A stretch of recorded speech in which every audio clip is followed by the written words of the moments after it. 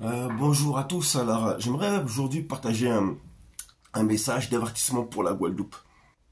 Cela concerne un songe que j'ai reçu il y a environ 2 semaines, que je voulais pas partager, parce que trop de gens se disent prophètes, et ça me saoule en fait, j'ai pas mon temps à perdre avec ça. J'ai rien à prouver, je connais mon appel, et croyez-moi, il y a certains appels, vraiment certains appels au ministère, qu'on doit les passer, on souhaite à personne d'être appelé à ça.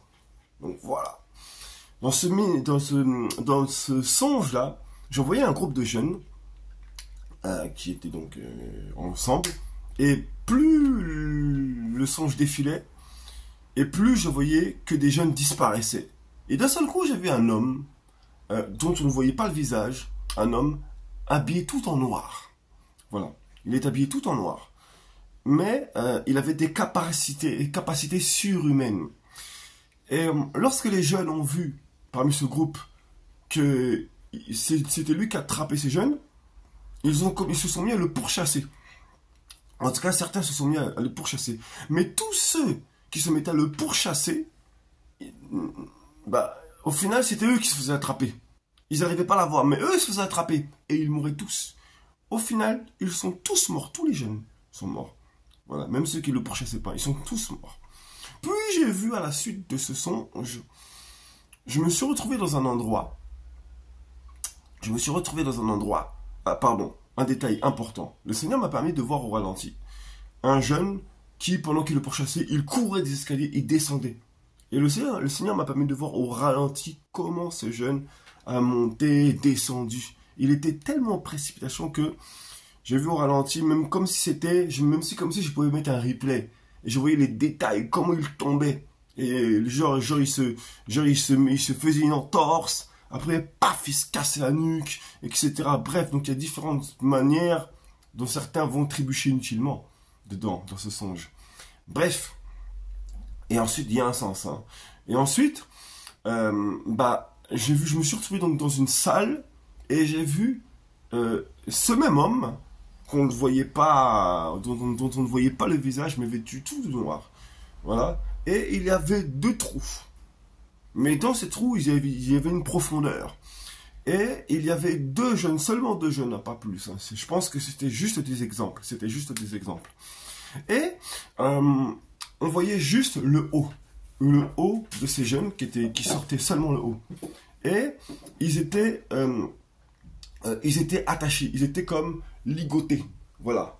Ils étaient comme ligotés. Et tout autour d'eux, il y avait comme des petits pantins, je pourrais pas vous expliquer, mais ils faisaient 10-15 cm, pas plus. Et ils étaient tous, il y en avait une dizaine, tout autour. Tout autour de chaque des 2 jeunes. Voilà. Non, sur l'autre, il n'y en avait pas. Je crois pas, je m'en souviens pas. Mais sur le premier, c'est ça. Le premier m'a vraiment interpellé. J'étais beaucoup sur le premier, sur celui qui était devant moi. Parce que, parce que, ces petits pantins, c'est comme si ils avaient accès à ses nerfs. Et en fait, tout autour de lui, il tirait les nerfs, en fait. Et du coup, la personne, elle hurlait, elle criait, elle avait une douleur atroce, mais atroce, une torture, c'était tout autour, hein, tout autour de cette personne-là, hein, elle l'entourait. Voilà. Il tirait tous ses nerfs.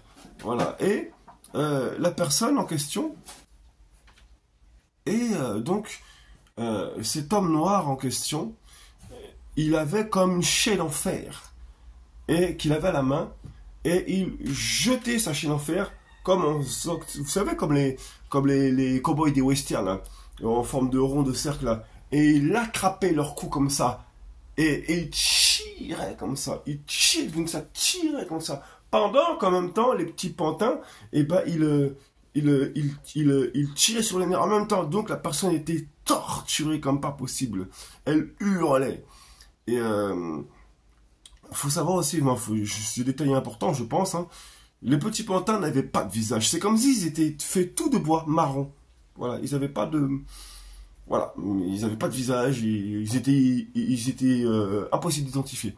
Mais je voyais comme des bouts de pantin ou de bâton, je pourrais pas expliquer. Bref, voilà, en tout cas, ils avaient une forme, comme s'ils avaient des sortes de pieds, je pourrais pas expliquer, mais voilà, bref, en tout cas, ils tiraient les nerfs, bref, pendant que l'autre tirait sur le cou. Voilà. Ils étaient ligotés, donc ils ne pouvaient pas bouger. Donc ils étaient emprisonnés. Puis ensuite, j'ai vu, à la suite de ce songe, moi j'étais à l'étage dans mon appartement actuel, là où j'habite, béni soit le Seigneur. Bon, je ne vais pas non plus décrire les détails, hein. Voilà, béni soit le Seigneur, hein. Lui, le Seigneur sait pourquoi. Mais j'étais en bonne posture, gloire au Seigneur. Voilà, j'avais pas non plus un cocktail de délices sous les cocotiers, mais voilà. Béni soit le Seigneur. Et d'un seul coup, j'ai entendu pow, pow. Je fais ok. Je regarde en bas de ma fenêtre, enfin de mon balcon. Je regarde et je vois un jeune qui avait la main en l'air. Je fais qu'est-ce qui se passe, tiens? Et là, je vois deux jeunes qui se chamaillent.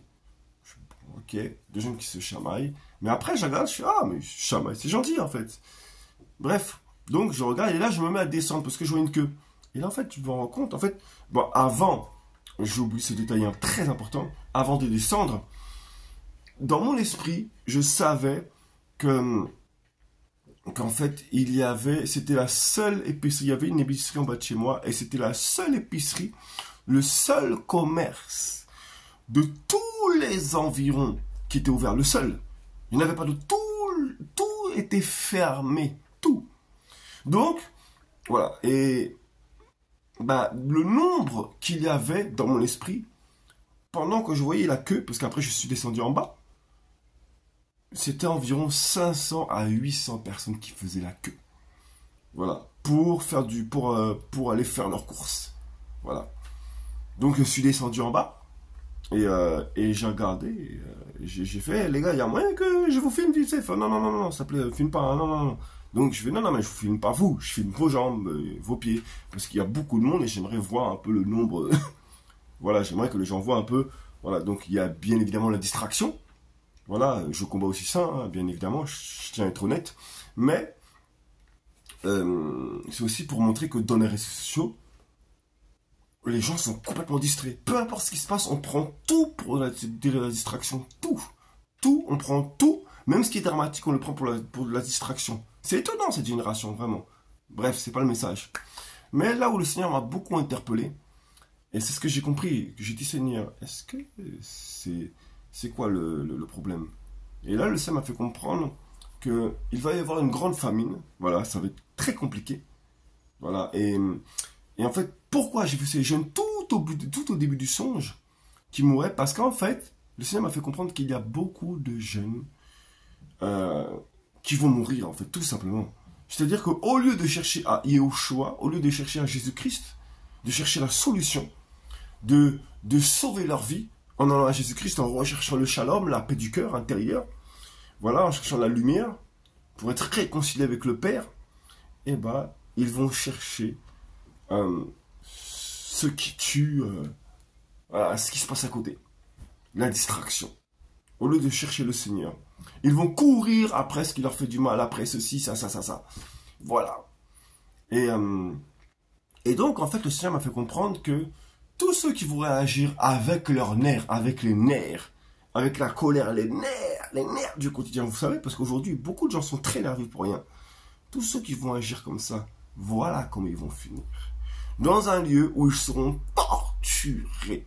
Maintenant, prenez-le à la légère, ce message. Prenez-le comme bon vous semble.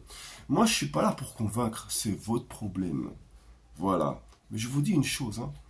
Tous ceux, dans les temps qui viendront, il y a un temps de grande famine, là, qui vont agir avec la colère, avec les nerfs, au lieu de faire ceci, réfléchissez à 2 fois. Recherchez le Jésus-Christ. Recherchez Yeshua Mashiach. Recherchez le salut. Voilà. Recherchez le salut de vos âmes. La délivrance de votre cœur et de vos âmes. Voilà. Parce que je vous dis, là où vous allez finir là, ça va être des tortures. Des tortures, ça va être. En attendant, parce que ça va être la première mort. La première mort, c'est maintenant. Puis, le séjour des morts, l'enfer, comme on dit. Voilà. Ça dépend de la case où vous serez. Ensuite, après ça, il y a ce qu'on appelle la seconde mort. Ce qu'on appelle le feu éternel, le lac de feu, qui a été préparé pour le diable et ses anges. Donc un grand conseil. Réconciliez-vous avec Jésus-Christ, réconciliez-vous avec Yahushua Mashiach, réconciliez-vous avec le sauveur de nos âmes, le seul, il n'y en a pas un autre. Parce que je vous dis, ça va être chaud. Voilà. Je vous souhaite vraiment d'être bénis. Et pour ceux qui le sont déjà, gardez votre bénédiction précieusement en Jésus-Christ, en Yahushua Mashiach. En vous souhaitant une bonne journée.